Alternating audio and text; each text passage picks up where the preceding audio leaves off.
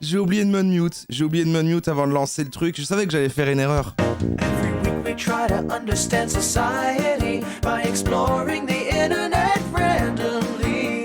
Sometimes it gives us anxiety, but it also feels like a great big party.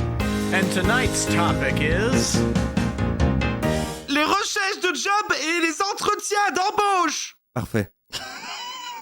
Écoutez, ce soir, on m'a soufflé, quelqu'un que je connais m'a soufflé cette thématique. Je me suis dit, bah oui, franchement, pas mal. Les entretiens d'embauche, thématique sympa. Je me suis dit, on va revoir des gens dans un esprit de coach, mais en même temps, tous les coachs, c'est toujours pour une idée d'entrepreneuriat, ce genre de choses. Et ici, finalement, bah, c'est quoi? C'est des coachs salariats. Je vais taper dans les internets, dans YouTube, conseils, entretien d'embauche, quoi. Pourquoi vous et pas une autre? Exemple de réponse, entretien d'embauche, oral de concours. Ça m'a l'air bien, ça. Le CV, très bien. Donc, effectivement, sur votre parcours, pour moi, tout ça, ça colle.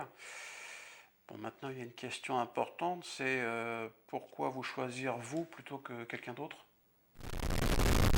Pourquoi vous et pas quelqu'un d'autre? Alors, on est souvent vers la fin de l'entretien, et là, souvent, on ne sait pas trop quoi dire. À la fin de la vidéo, je vous donnerai un conseil bonus qui peut faire toute la différence sur cette question essentielle en entretien d'embauche. Pourquoi moi? Eh bien, pour ma formation, mon parcours et ma motivation.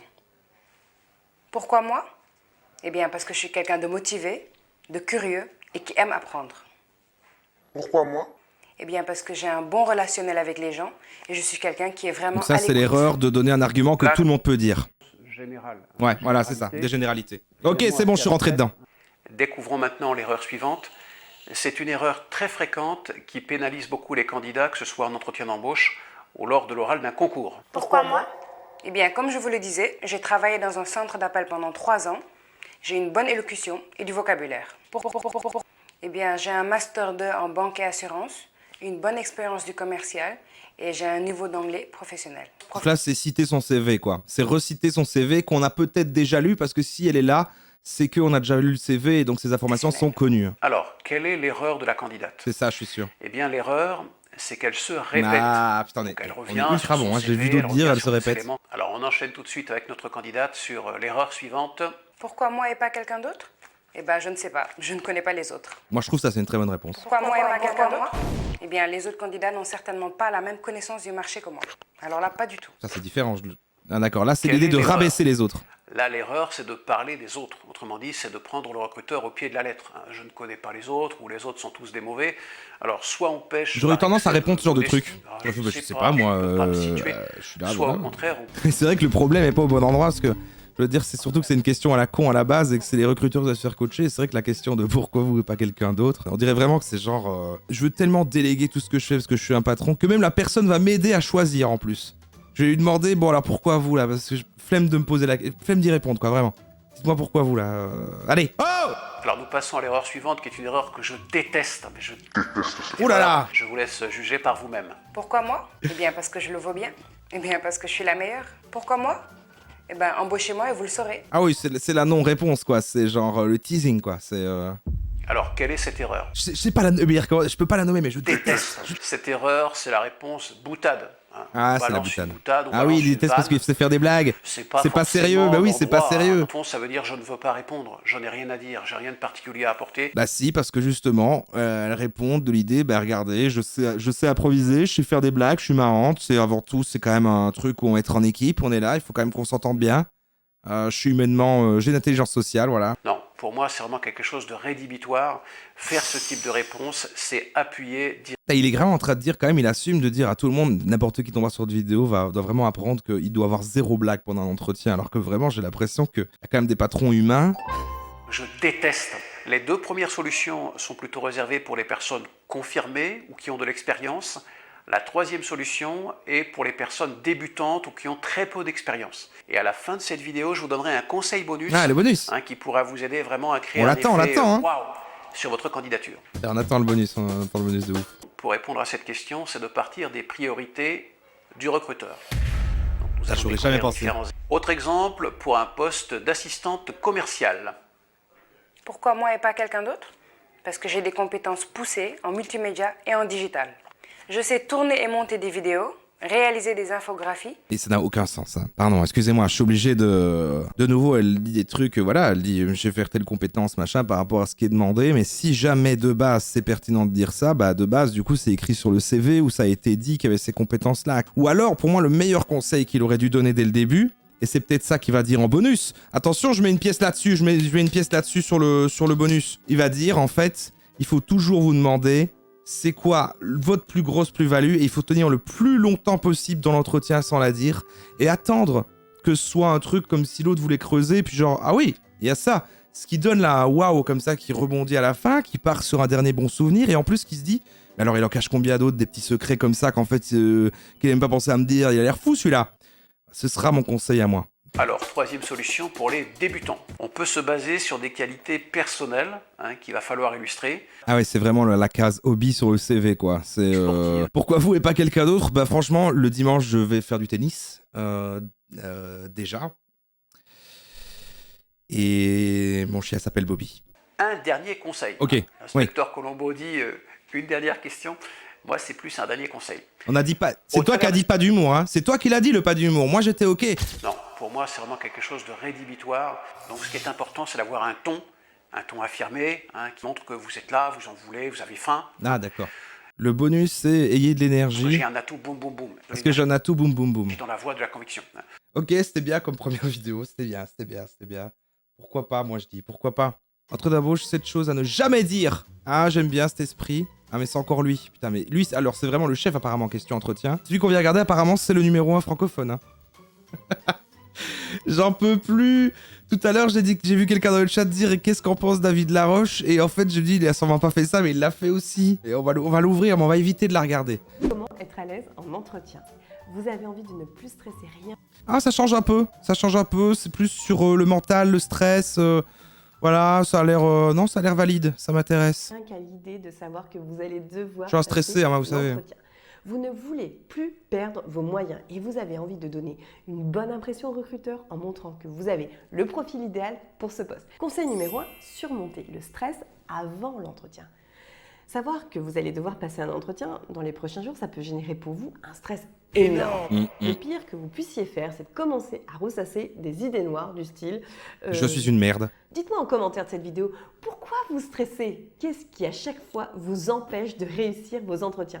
Partagez avec moi votre... Je crois que c'était en général, je pensais que je pouvais me confier, pardon. Il y en a une de Yann Piet, effectivement, qu'on avait vu comme... Moi, je l'identifie comme coach séduction. Vous vous demandez sûrement quelle qualité mettre en avant ou quelle technique appliquer pour maximiser vos chances d'être... Donc ça, conseil concret pour réussir un entretien d'embauche. Finalement, c'est de la séduction, hein. C'est la même chose, c'est jamais que de la psychologie humaine. Ce qui fait la différence, c'est le facteur psychologique et humain, c'est-à-dire... C'est jamais que de la psychologie humaine. Quand on parcourt le web à la recherche d'un emploi, on peut trouver des dizaines, voire des centaines d'offres sur un seul mot-clé. Pour gagner du temps et maximiser vos chances, vous pouvez être tenté d'appliquer la technique suivante. Écrire un mail générique avec des phrases toutes faites, puis l'envoyer à un maximum de recruteurs en modifiant les noms et les adresses un petit peu comme un texte à trous. Je vous arrête tout de suite, cette technique est la pire des choses à faire. C'est comme ça que je cherchais mes stages. Absolument pas. Oh là là, mais comment on fait alors? Conseil numéro 2, arrêtez d'envoyer des candidatures pour les postes qui ne vous intéressent pas. C'est une erreur que beaucoup de gens mais parfois il n'y a pas trop le choix en fait. Car ils envoient plusieurs candidatures pour des jobs qui ne les motivent pas, vraiment juste au cas où. On a besoin d'argent en fait. Pas vraiment motivé. Vraiment, ne choisissez que les jobs que vous rêvez de faire, quoi. Vraiment, tous les autres, laissez tomber. Concentrez-vous sur vraiment tous ceux dont vous rêvez. Le reste, à quoi bon en fait faire un job que vous n'aimez pas? Vraiment, ça serait ridicule en fait. C'est même débile que je vous le dise. Pensez aussi au langage non verbal. Évitez les postures trop crispées, ne croisez pas les bras et surtout, regardez votre interlocuteur dans les yeux.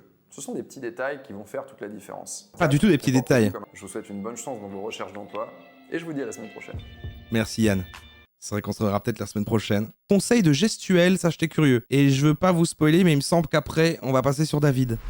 Non mais on va l'ouvrir, mais on va éviter de la regarder. Alors en ce qui concerne les choses à éviter durant un entretien d'embauche, alors si c'est un poste, disons à responsabilité, type manager, c'est mieux de sourire moins. Tandis que si c'est un poste pour, disons, les ventes ou l'enseignement, là, c'est bien de sourire un peu plus, parce que ça vient avec... Elle souligne en tout cas la différence suivant les secteurs, qu'évidemment il y a des subtilités. Alors le 5e point des choses à éviter, c'est d'exagérer ou de faire pas assez dans la gestuelle. Alors ça dépend beaucoup de sa propre personnalité, peut-être aussi de sa culture. Là, il y a des simples astuces. J'utilise beaucoup les Par mains, moi. exemple, vous pouvez vous dire, je bouge bas ma main gauche. Je la fixe ici, et puis tout ce qui bouge pendant que je parle, c'est que ma main droite. C'est vrai que c'est moins Et après, oppressant. Hein. Vous oubliez la main. Ah ça, j'aime bien cette pas, astuce. Ça va venir tout seul, mais ça va Parce être... que moi, j'ai sur- tendance à beaucoup faire comme ça avec les mains et ça peut être oppressant. C'est vrai qu'en choisir qu'une, on a directement l'air plus sage en fait. On est directement plus... Là, je suis sage. Là, j'ai l'air fou. J'ai l'air complètement taré. J'ai l'air complètement taré là. Et là, tout d'un coup, je suis professionnel. Et ouais. Tandis que si vous êtes une personne qui est Pour moi, c'est nappe. peut-être aussi stressée dans l'entretien d'embauche, C'est de trouver du sens, ce qui est à moi. éviter, c'est de se mettre comme ça, on met les mains comme ça. Ouais, toutes les positions de Donc, fermeture. essayez de vous dire, je vais aller... Franchement, bras accoudés comme ça, les jambes bien écartées. Tu allumes une petite clope. Limite, tu t'allumes une petite clope. Mais là, si tu arrives à enchaîner tous ces gestes-là, c'est le patron qui commence à te supplier de travailler là, en fait. Là, tu commences à totalement renverser la tendance, puis il oublie, en fait. Tu vois, tu peux commencer à lui poser pourquoi plutôt vous que quelqu'un d'autre, en fait. Pourquoi vous devriez être mon patron? Puis genre, je sais pas, on est une entreprise super, tu pourrais vraiment t'épanouir ici, quoi. J'espère que vous allez bien, que vous êtes en pleine forme. Bienvenue dans la saison 4 des Wake Up Calls, une série pour booster et inspirer votre vie. Aujourd'hui, voyons comment réussir un entretien. Let's go! Et le meilleur moyen de se sentir être une opportunité, c'est de sentir à l'intérieur de votre ventre que vous êtes prêt à vous dépasser pour l'entreprise, pour le projet dans laquelle vous allez travailler. Parce que là, c'est quelque chose d'important.